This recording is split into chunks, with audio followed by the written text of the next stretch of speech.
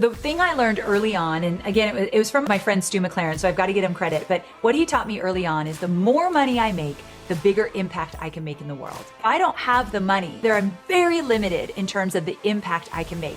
So when he said that, I thought, holy cow, I have to charge what I'm worth, because when I'm making that money, I can give to charity, sponsor people through scholarships, through my programs, and I can create the life that I want. And if I'm living the life that I want, I am a better version of myself, and I am adding even more impact into the world. I really do think it's important. The more money, the more impact, when you use your money wisely, of course, and with full integrity. But another thing is, there's something about self-worth here. And I talk to more women about this than men. If you're not charging for it and you're saying, I just want to give it all away for free, because you do have a big heart and you do want to help people. But what does that say about how you value what you are bringing to the table? You deserve to get paid for that. You wouldn't work for free for somebody else. So why should you work for free for yourself? And I think there's you have to ask yourself, how much do I value what I'm doing? And then you charge for it, because you're going to show up as a better version of yourself when you're getting paid what you're worth.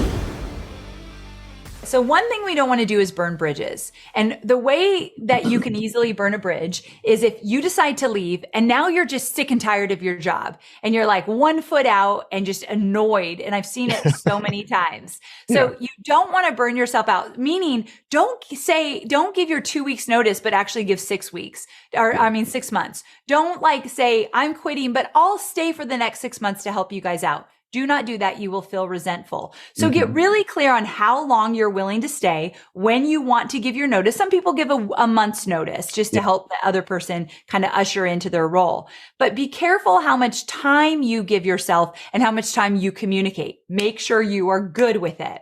Another don't is we're not going to fiddle with business cards and silly things like that you do not need. I tell this story in the book about my first business card. It turned out it looked like a condom wrapper at the end when it was designed. And I spent hours and tons of money on this dang business card that I hardly gave out to anyone. It's just, we preoccupy our stuff with stuff that feels safe. So don't stay comfortable on this runway. You have to start doing things that you are not necessarily comfortable with, but it's so very important. And I think another thing that you don't want to do is don't turn a blind eye to your finances. Money anxiety is a real thing when you leave your 9-to-5 job. So if you're thinking about leaving your 9-to-5 job, one thing I want you to do is sit down and think, what do I need to make in order to get by? You're not living in the lap of luxury your first year as an entrepreneur. You're not going on the vacations. You're not driving the nice cars. You are definitely sacrificing because you want to give yourself a little time and space to make the mistakes you need to make and figure it out. And so how much money do you absolutely need to make to get by? And then back out, okay, here's how I'm going to do that my first year. You won't have all the answers. You also do not need a business plan. I've never even seen a full-fledged business plan. I don't know any of my peers who had one when they first started out. So an elaborate business plan, you do not need. It's busy work. It's that work. Same kind of, So what you need to do to get started is figure out what value you can bring to the world and then start charging for it. Yes. That's about Call it. A starter idea. You need a starter idea just to make money in the short term till you figure out how you want to do it in the long term. One of the programs that we do called Unstoppable Startup, I try to take people through the 5 frameworks, which is, obviously there's the startup phase, which is hustle and grind. It's just, you're going out, you're making stuff happen, you're knocking stuff over, you're making lots of mistakes. Then there's the testing phase. Hey, I got something that's working. How do I make it better? How do I maximize this thing? Then you got the scaling stage, which is now you got systems and processes and people, right? And then you got this, basically the next step, which is selling or operating. So you have all these different phases. And I feel like people get really confused of what phase journey they're in. They're in the startup phase and they're thinking, no, I need to have all these different systems, all these different processes. And I'm like, no, you just need to knock something over. Yes. It's so true. I'm curious to know. So we've talked about some do's and some don'ts, and maybe we've got people sold, right? You and I both started businesses from nothing and grew them to something. And now we're trying to help people to basically learn from those experiences.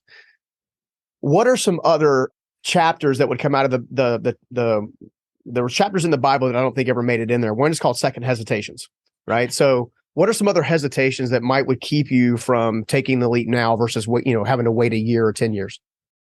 One of the things is that when your job is okay, when you're in a situation where like at Tony Robbins, I was making good money, traveling the world, going to his events, like on paper, all of that looked really good. And when you're in a job that it's good, it's okay, it gets by, it's very easy to then justify, I'm going to stay here and maybe I'm just going to dabble on a little side hustle, or maybe I'm going to go to the get the courses, listen to the podcast. I'm doing all that, but you are doing nothing to move forward in your business.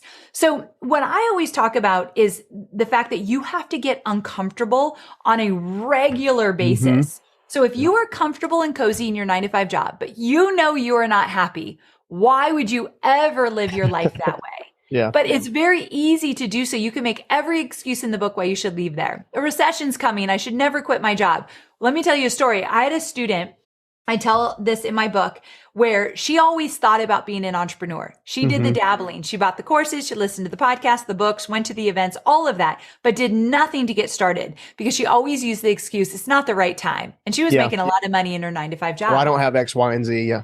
Yeah. And then what happened is she was laid off.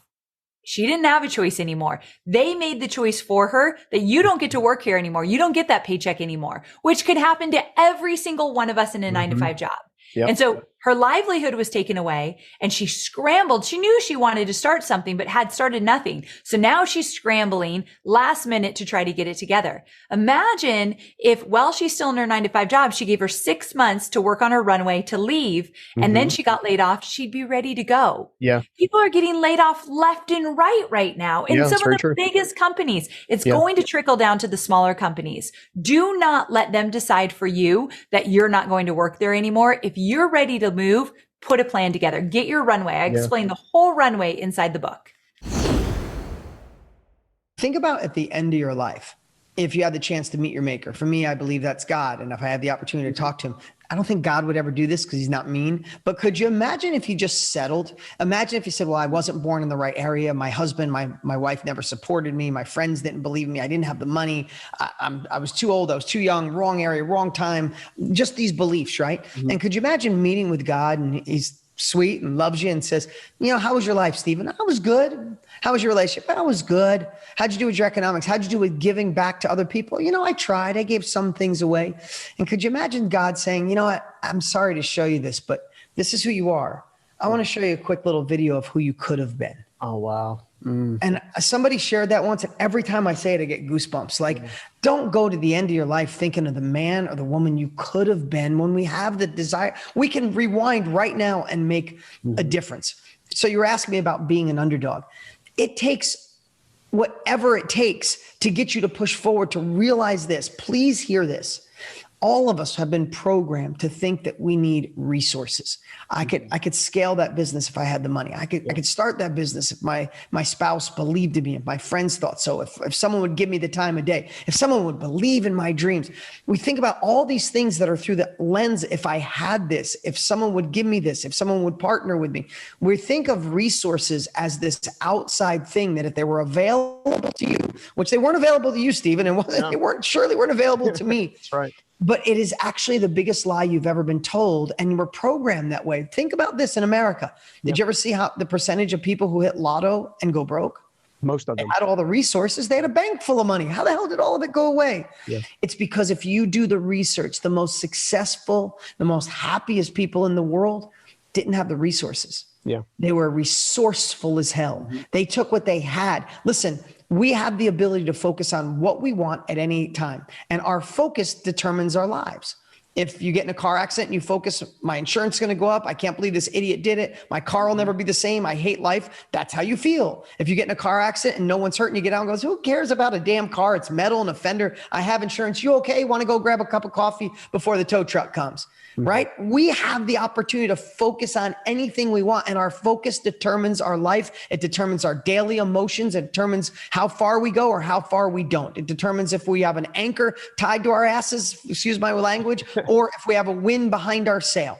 Right? So today you could focus on resourcefulness. You could focus on what you do have. You could focus on opportunities that COVID created, or you could focus on what you lost because of COVID and how no one supports you and how you don't have the money.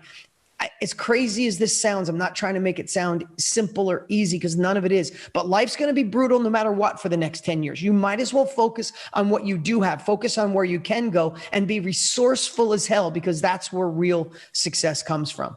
Absolutely. It's funny, as I look back at my journey, one of the things that I quickly remember was, the reason I'm even in this position now, even having this great conversation with you, and you're someone who I deeply admire your work and everything else you put forth, is because one person gave me an opportunity.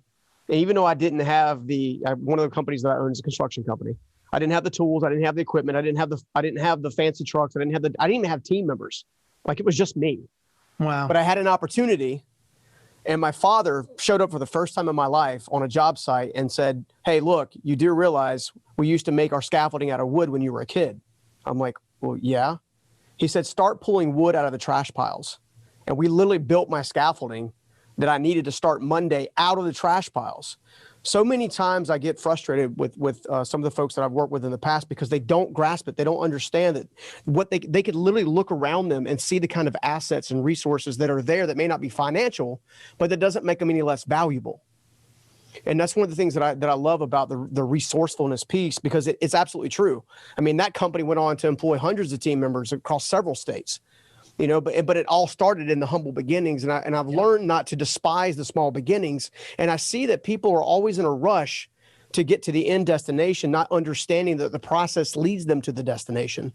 Yeah. And then the other thing, and I know you guys have all heard this, but I want to tell you, one of my favorite books is Shoe Dog. Did you ever read Shoe Dog? I haven't, not yet, but I'm going to. Great. It's the founder. Put it on your list. And everybody put it on your list. It's about the founder of Nike's story, and started with nothing. Started in a garage, just hustling one pair of sneakers at a time. Like the quintessential entrepreneurial journey. Failed miserably. Bank took their money. Government shut down imports from Japan. Everything you could possibly imagine went wrong.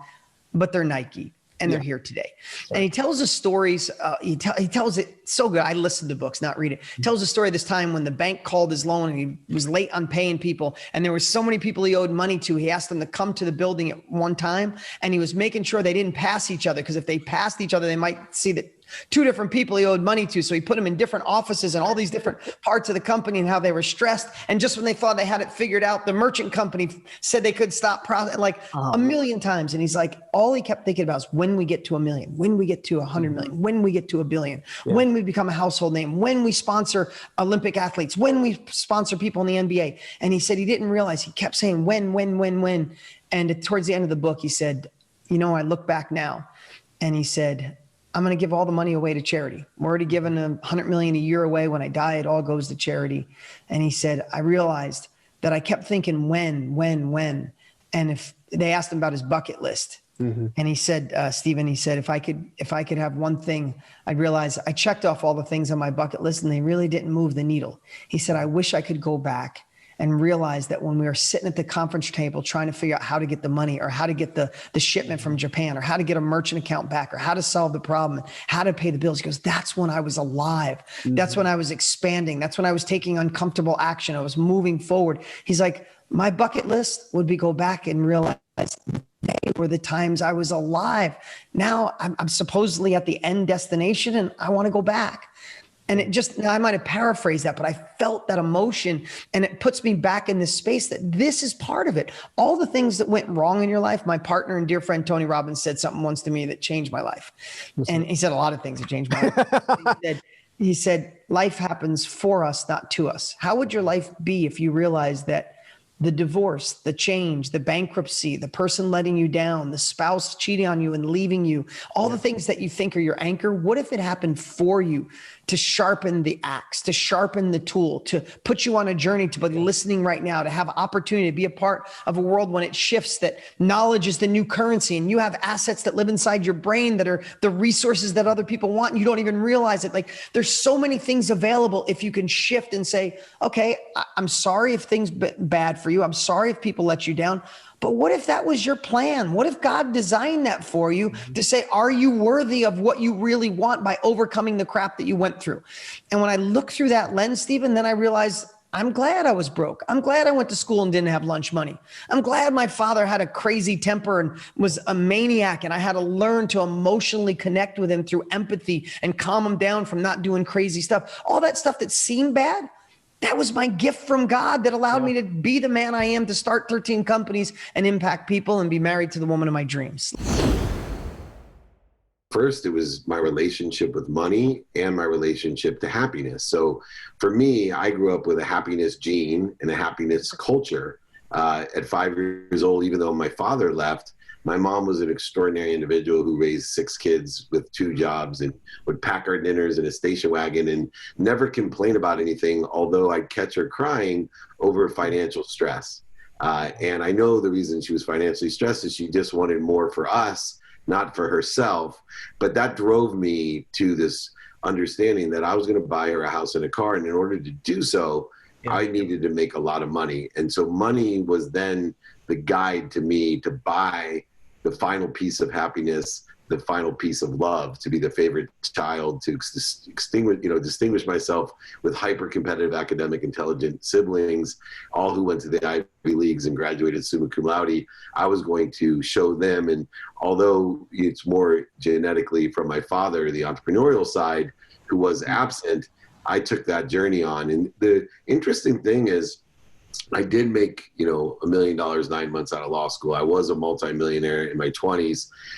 All those things just reaffirmed money buys love and happiness. And maybe you can see the thing behind me. It says money doesn't buy love or happiness. It's a hard lesson to learn. Yeah, it cost me over $100 million and almost my health, my family, and everything to learn that unbelievably valuable lesson that has put us both on a journey to put faith in front of the other currency, money, the object of energy that we put into the flow to get things. But I have a different relationship to money now than I ever have.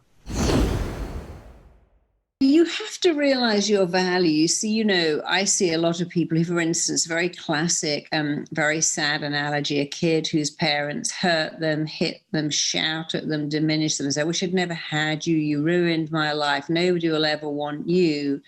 And one of the very vexing things about the mind is our mind is hardwired to go back to what's familiar while running away from what is unfamiliar. So if you have a parent who criticizes you a lot and someone comes along and praises you, it feels so unfamiliar that your mind wants to go back to what it knows. And so we see many people who pick destructive relationships, go, I don't know what happened, but I met this person and we just clicked and I felt I'd known them all my life. What you're saying is their behavior was so familiar, I accepted it as normal. When a nice person came along, that was so unfamiliar, I wanted to run away from it. So people who have never had praise, when you praise them and go, gosh, you were really good this week, or I love what you wear, or I hear you're great. They say, no, actually, no, that was a fluke. The person who's better said they were sick, or yeah, I've had this top for 5 years, got a hole in it. They actually reject praise and add in criticism because of our wiring that says go back to us. Why any 2-year-old says, I don't want to eat that yogurt, it's the wrong color. I don't eat that. What they're saying is, I don't know that food, and because I don't know it, I won't have it. Because of course, years ago, the minute a kid could go out on the prairie and pick their own berries, they only wanted to eat stuff they already knew. So familiar used to keep us alive. I live in a fort. I'm not going to climb the walls and go off and find some strange natives down. They're probably going to kill me. And so years ago, familiar made us safe. But now we don't need to. And you have to understand, well, it's a fact that you are wired to return to what is familiar while resisting what is unfamiliar. Which is why, by the way, 70% of lottery winners are dead broke in 3 years. Because if you've never had money and you get it, you get rid of all of it straight away. But here's another fact. You can make anything you like familiar. And if you want to grow your self-esteem, and why wouldn't you? The fastest way is by praising yourself. I'm good. I'm worthy, I matter, I'm significant, I was put on this planet for a reason, I have something to offer the world. And of course, as you so rightly said, when you began to recognize your own value and say, hey, I'm a worthy person, I deserve love, I deserve good, respectful love, I deserve success. When you really recognize you are worth it, You begin to radiate that out, but no one else can do that for you. You have to do it yourself. And one of the best things you can do for yourself by far is to wake up every day and to say these 4 things. I am significant. Mm-hmm. I matter. I'm lovable just the way I am, and I'm enough. You go, yeah, but I'm not lovable. I need to lose 30 pounds. It doesn't matter. You must say it. I matter, I'm significant, I'm enough, and I'm lovable. Repeat those over and over again, because first of all, the mind learns by repetition. Secondly, the mind doesn't really care what you tell it. Whatever you tell it, it goes, you must be right. Yeah. You know, I'm a big loser. I'm an idiot. I've got rocks for brains. I look at a cake and I gain a pound. Well, you know, the mind doesn't differentiate. You can choose to be positive or negative, but what you can't choose is what you do to yourself when you say negative things like, I'm just an idiot. I'm just a big loser. Mm-hmm. So just start to say those 4 little statements of truth. They're not affirmations. They are statements of truth. And as you repeat them, they'll start to sink in, they'll start to make a difference, and they really can change your life. And their strength is very much in their simplicity, but also in their honesty, because you know what? It's true. You do matter. You are significant. You are lovable. You are enough, and you need to know it. Yeah. And when you know it, the world will join you in knowing it too. They said to me, hey, what's the first 3 things you're going to do when you get to town? I said, first thing, you gave me $100. I'm going to take the $100 and bring it to the bank. That's exactly what I did. First thing, went straight to the bank and dropped off the 100. Yeah. Second thing I did was went to a gym to work out. Yeah. And the reason was I was broke now, officially zero. Mm-hmm. Rather than spending my way to zero, I just went and got rid of the money. Yeah. So that I didn't have money to manage. I didn't want to be a money manager. I didn't want to manage $100. I didn't want to try to spend, you know, I'm like, just go to zero as fast as you can, dude. Yeah. Now, the reason I did that on this momentum topic is because when you go to zero on your own determination, not because you just leak out. Mm-hmm. Yep. I could go get my momentum. I was no longer like, oh, I'm trying to manage $100. I didn't have any money. Yeah. So that's why I had to start working angles and I had to start hustling. Being broke is actually an asset, not a detriment. Oh, for sure. And so when you don't have money, what do you have? Hey, I got to go talk to people that have money. And that's why my battle cry was, who's got my money? Who's got my money in the show? Yeah. So I went to a gym and they're like, why are you going to a gym? You're broke. You're trying to build $1 million business and you're going to make time for a workout? Like, are you that dedicated to your health? And I said, no, it's got nothing to do with my health. People are easy to meet in gyms. Yeah, it's true. You know, you and I go to a gym, man, I can pick up a barbell for you. I can say, hey, can I get this for you? Could you give me a spot? It's easy to talk to people. So people need to understand the way to get momentum is through people. Yeah. It's not in your head. Momentum's not a mindset. It's actually something that happens in the physical universe. So I started meeting people. I started adding contacts to my phone. I need contacts, right? The third thing I did was I went and looked at a business for sale. So I pulled up businesses for sale in Pueblo. They don't show this in the show. Yeah. Because look, you can only produce a show as much as you can think about one, right? Like they're thinking about, let's make Grant look like he's suffering rather than look at the angles. Yeah. And they're not entrepreneurs. They're camera guys and audio people and producers. So the third thing I did was that's how I ended up at the RV park. I ended up at the RV park because it was a for sale business. Yeah. And, RV park, I'm going to go to the RV park. I was actually going to that park to buy a business on the first day I was there. Dang. So it just so happened when I got there, I'm like, hey, there's 200 beds here. They're all empty. Yeah. This is a warm place to sleep tonight. And I ended up in that conversation with Ryan Zabukovic about like, dude, I don't even have a place to sleep tonight. Yeah. I just got to town. This is where you got to start working your story out. Yeah. And, you know, the hardest part of the entrepreneur game really is, one, working your story out and then getting momentum with that story. Yeah. So the most difficult thing for me in this whole thing was like, I spent 35 years working my story out. Yeah. About Grant Cardone. Yeah. And not Lewis.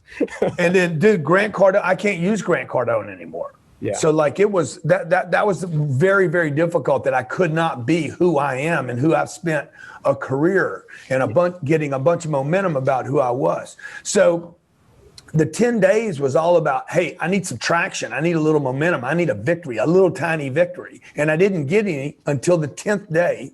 Mm-hmm. And on the same damn day that I finally got a victory, wham, hey, we're stopping. I said, stopping? Yeah. And dude, like they don't show it. They show a little bit of it on me getting upset with the guy. Yeah. That turned into a huge fight.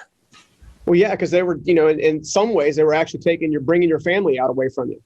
I mean, you'd been out there, you were doing it. They're stopping production. Now, what do? You have to fly back, Like, I'm like, guys, you don't stop production. We shoot this through COVID. Yeah. And they're like, no, we can't do that. I'm like, wow, I thought you guys wanted to shoot a real TV show. I thought you wanted to shoot a TV show about the bullshit that people go through every day. Yeah. And the people, America can't stop right now just because of the virus. Yeah. And at that time, look, it wasn't a big deal yet. Nobody had really died. Not massive numbers of people hadn't died. 40 million people weren't let go yet. And I'm like, guys, time out. Shoot the show the way it is right now as it is. Let me continue going through this. And they're like, no, we can't do that. Liability, insurance. I'm like, you guys are full of shit. I thought you guys wanted to do a real show about real entrepreneurs in America. And this is what happens. Yeah. And so it became this huge thing that you don't see on camera. But even the execs at Discovery called me. I said, I'm staying, I'm shooting, I'm continuing. Right. Yeah. Like I was freaking insane. And the executives at Discovery call me and say, hey, we're done. Mm-hmm. We are over, bro. We may never come back. I said, oh, fuck you guys. I ain't coming back. Sure. So like, I was so upset, man. And because I'd finally gotten a little traction. So when I finally realized I wasn't, that they weren't going to be there, mm-hmm. I didn't cash the check. This guy just gave me a check for 10 grand. I didn't cash it. Now I'm like, he's going to cancel it. Yeah. So, not to mention the relationship piece. Exactly. The relationship's an issue. I can't talk to him anymore. I can't tell him what's going on. Yeah. So I can't tell him, hey, by the way, Discovery Channel's cutting the show, because he doesn't know there is a Discovery Channel. Yeah. So I'm in this trick bag. And, when I left, I did not know that I was coming back. That's why there's 2 women in the show now. Yeah. By the way. Yeah. The reason there's 2 women in the show, if you watch the 2 women that are cut in, Monique and Elaine, mm-hmm.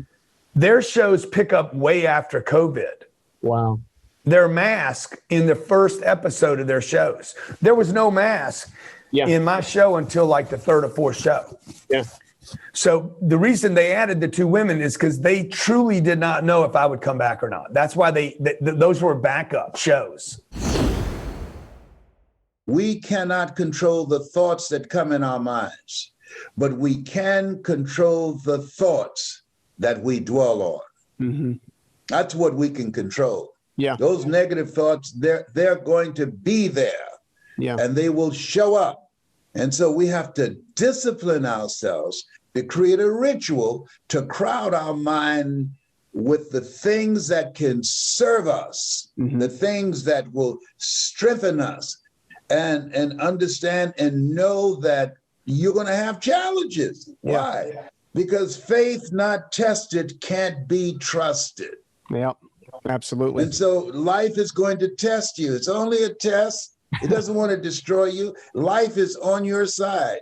Even the things that are thrown at us that we find to be depressing or create a level of anxiety, be anxious for nothing. The things that we find very painful. Yeah. That there's a reason that Paul said, count it all joy, mm-hmm. that in all things give thanks. Yeah. Because what we have to do in the midst of adversities is find a way to make it work for us. Yeah. This is an incredible time. Yeah.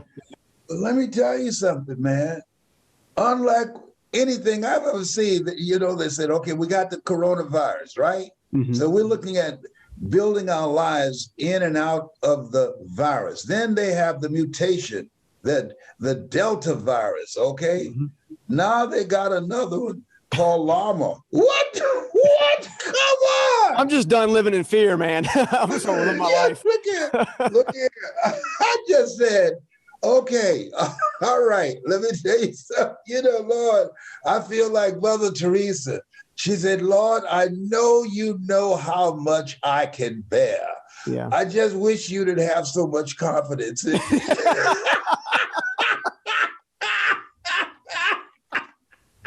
Oh, I hadn't heard that before. All right, that got me a little bit. Oh my God. You say that one got you a little bit? That got me a little bit. I hadn't heard that one before. Yeah. I just wish and I you didn't thought I have knew so all the much lessisms. confidence. I thought I knew all the lessisms. Oh well, so Yeah. much for that. Yeah. So let me share something that happened to me. Come on. I was at the Cancer Centers of America last week, and they said, 3 weeks ago, they said, Mr. Brown, are you aware that you have 4th-stage cancer? And I said, yes. Mm-hmm. And it reminded me the first time that I was diagnosed with it. Dr. Alfred Golson, who very much had a personality like you. He said, Mr. Brown, you have 4th-stage cancer. I said, I do? He said, yeah. I said, is there anything else? He said, it's metastasized to 7 areas of your body. Mm-hmm. I started smiling. He said, why are you smiling? I said, man, I'm one of 7 children. I was born February the 17th.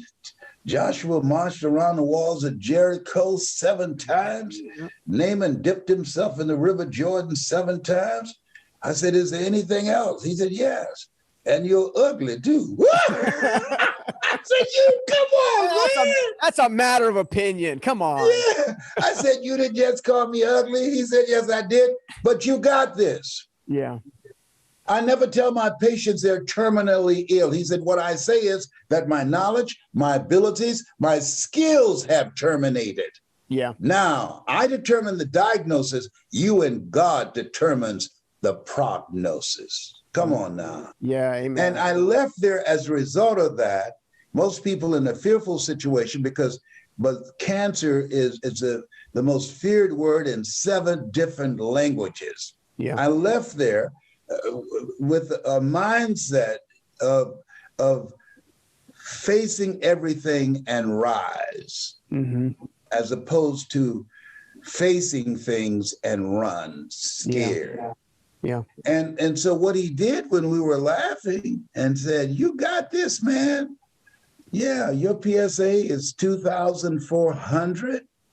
You got this. Had I judged according to appearances, I would not be here to experience that my PSA is now 1.0 minus 0. You're going to have to explain it. To experience that. You're going to have to explain that to me. I'm not sure what those numbers mean. What does that mean? Your PSA, which stands for prostate-specific antigen, 1 to 4 is normal. Mm-hmm. When it goes above 4, that means that cancer is active to create prostate cancer. Mm. My PSA was 2,400. That number there, ain't no sense in going home. They just drive you out. Wait here a minute while they dig a fresh grave for you, okay? You're not allowed to go nowhere yet, my friend. Not. You got that right. So, but now it's 0.0. That's what it is now. And so what life is a fight for territory. Mm-hmm. And once you stop fighting for what you want, what you don't want will automatically take over. Yeah. And so it has been a fight, and it's okay, because we're going to always be faced with stuff. And as a result of that we will have to know that it's going to be a fight, that Viktor Frankl calls it unavoidable suffering. Yeah. That think it not strange that you're going to go through some stuff, that you're going to have to deal with stuff, and that we have to fortify ourselves with our faith, perseverance, persistence, and understanding that we were created on purpose with a purpose, mm-hmm. to achieve a purpose. Yeah. And as a result of that, we can be focused on igniting the healing process by working on our mind, by changing our habits in terms of taking care of our health. Jan Levon Sant said, give to yourself until your cup runneth over, and then give to others from the overflow. Mm-hmm. And so I learned to discipline myself, to take better care of myself, to exercise, to do what I know, not what I feel. At 76, I don't feel like getting up, going for a walk in the morning, but I know that it keeps me here younger and stronger. And so I never regret going. You know, I might be upset to go, but every time when I come back, I say, boy, I'm glad I did that. Well, and so this thing called life is so fascinating. Fundamentally, if we just think through this for just a moment, we have this brain. I always have one on my desk, right? Just to remind me, we have this organism that's been evolving for, millions of years. And it's consistently, learning and updating its networks and its circuitry and its understanding, but we really don't have a user's manual for our day-to-day lives and like what really causes us to do what we do. What causes us to not do the things we know we should do? What causes us to believe certain things that we later find out are not true? Or how do we develop, habits, and some are constructive and some are destructive, and it's hard to change them. And so I've been fascinated by this biocomputer and this organism that's, in my opinion, worth $100 billion or $1 trillion, and we all own it. There's no mortgage on it, and yet we don't have the user's manual for it.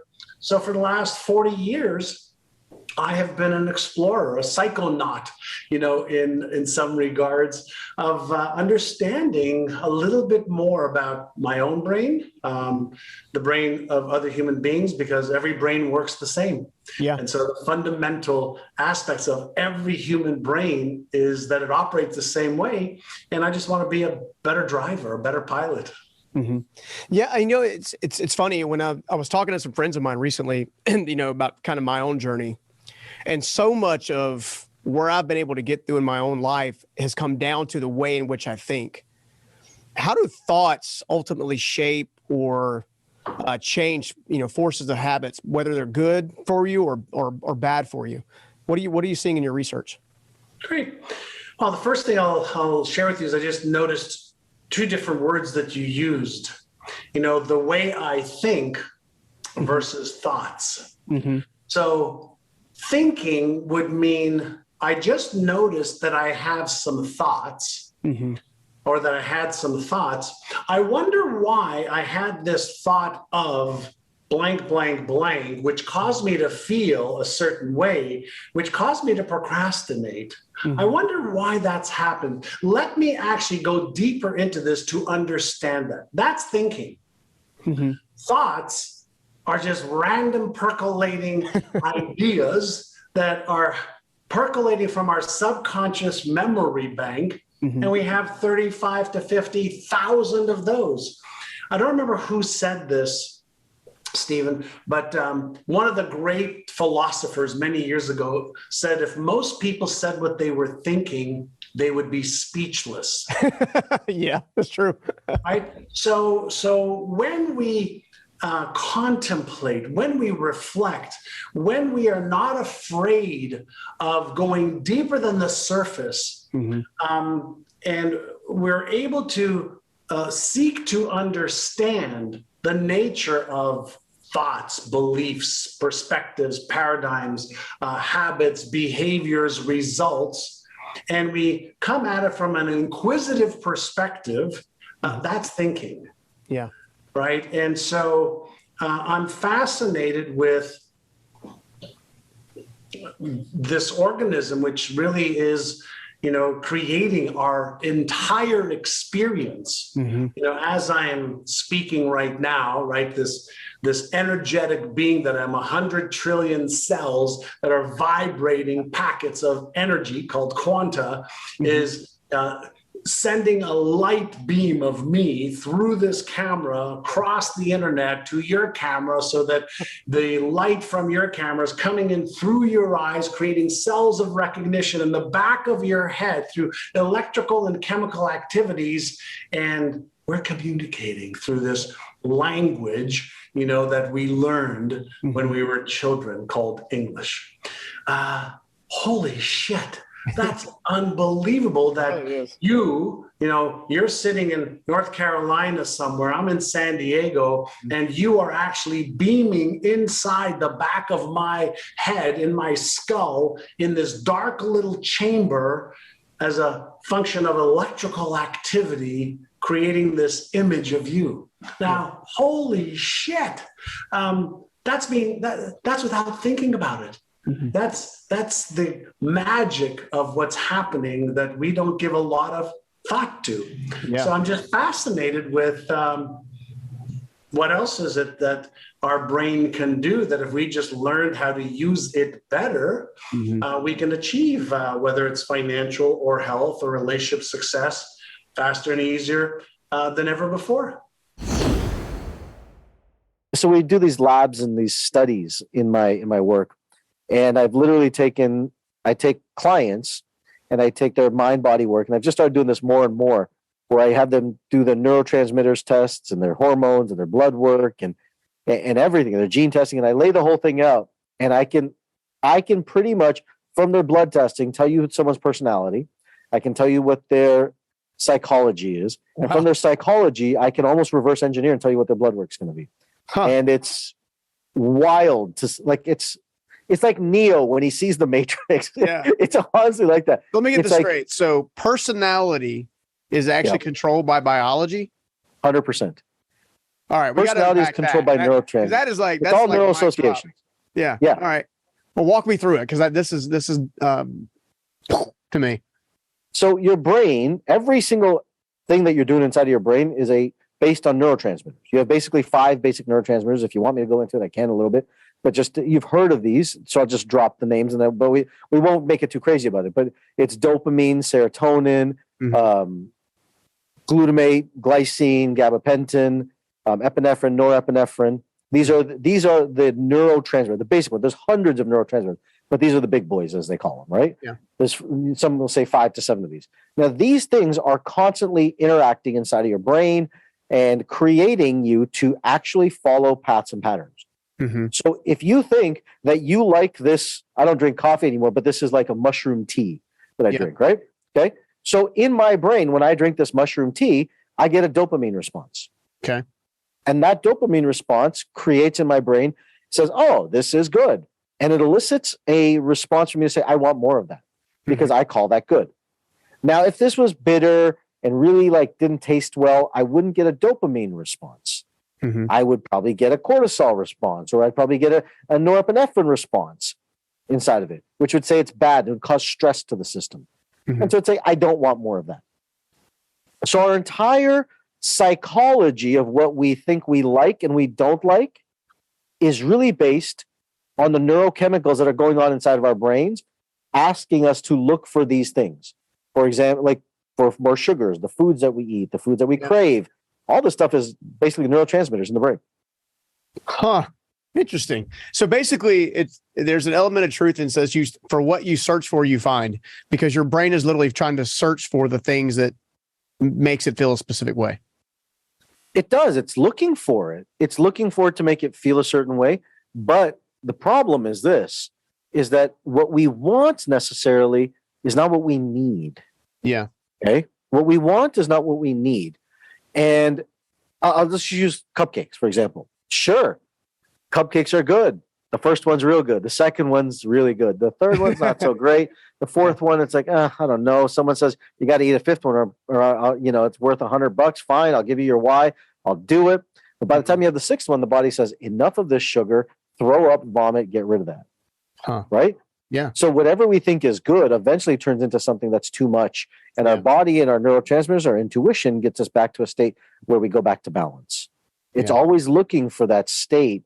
In our system, we call it homeostasis. In the world, we call it balance. In the Eastern, they call it yin or yang, whatever you want to call it. But physiologically, we call it homeostasis.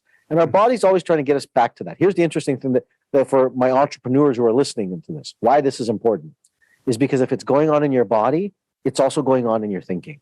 Yeah. It's going on in your business. It's going on in your family. It's going on in your relationships. It's going on in your bank account.